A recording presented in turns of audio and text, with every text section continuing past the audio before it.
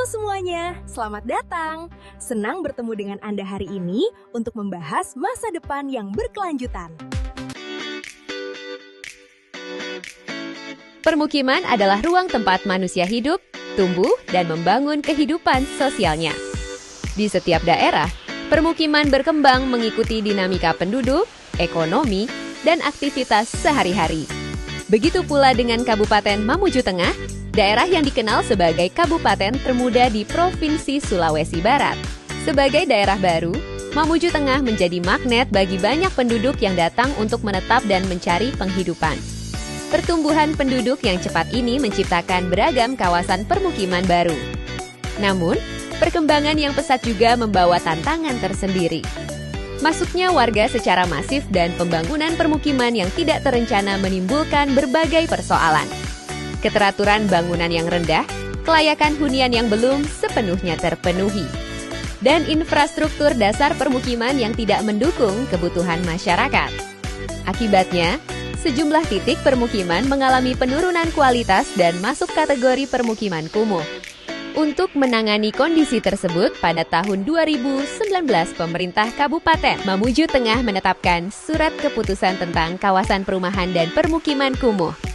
Salah satu kawasan yang ditetapkan adalah kawasan Kumuh Pangale yang terletak di Dusun Kampung Baru Desa Pangale dengan kategori kumuh sedang.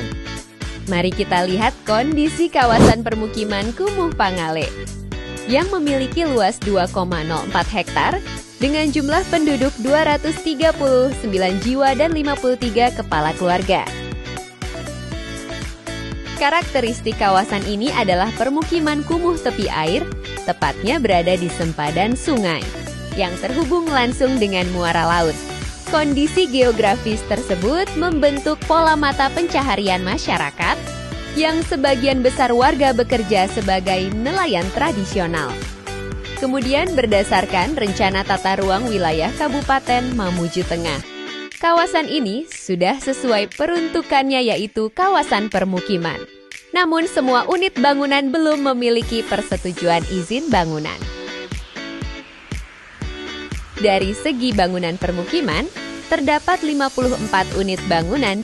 Dari jumlah tersebut, terdapat 22 unit bangunan tidak teratur, dengan kepadatan bangunan 24 unit per hektar. Dan terdapat 20 unit RTLH. Kondisi ini menunjukkan perlunya penataan dan peningkatan kualitas hunian. Akses jalan lingkungan juga menjadi tantangan, sepanjang 115 meter dalam kondisi baik. 200 meter panjang jalan yang hanya berupa tanah.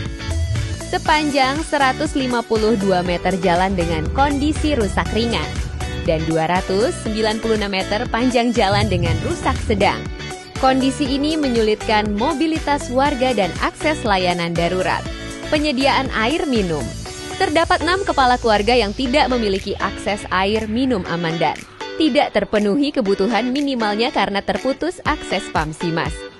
Permasalahan drainase menjadi faktor penting lainnya. Sepanjang 85 meter dengan kondisi baik yang hanya terdapat pada ruas kiri jalan. Sepanjang 150 meter dengan kondisi buruk yaitu aliran tersumbat yang disebabkan oleh tumpukan sampah. Sepanjang 1085 meter belum terdapat drainase baik ruas kiri maupun kanan, sehingga menyebabkan genangan air seluas 0,92 hektar. Kondisi air limbah juga memprihatinkan. Sebanyak 35 kepala keluarga yang belum memiliki sistem pengelolaan air limbah yang sesuai dengan standar teknis. Kemudian sanitasi lainnya yaitu sarana MCK terdapat 11 unit yang belum memadai. Sementara itu beberapa sudah mendapat perhatian dari pemerintah yaitu program sanitasi berbasis masyarakat.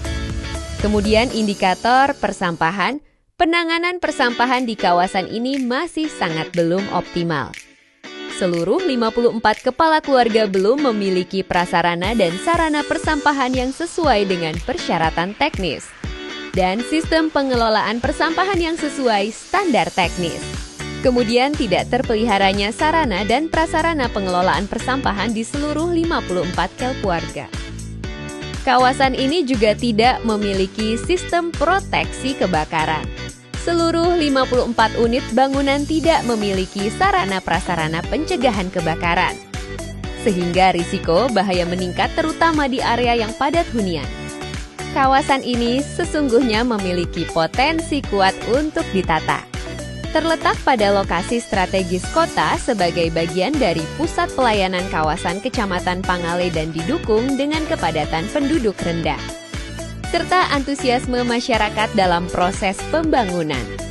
Bersama-sama, pemerintah dan masyarakat dapat mewujudkan lingkungan permukiman yang lebih sehat, aman, dan layak huni. Ini menjadi modal sosial penting menuju perbaikan kawasan. Dengan memetakan kondisi kawasan secara jelas melalui visualisasi, kita dapat merancang penanganan yang lebih tepat. Visualisasi cerdas, permukiman berkualitas. Terima kasih, sampai jumpa kembali.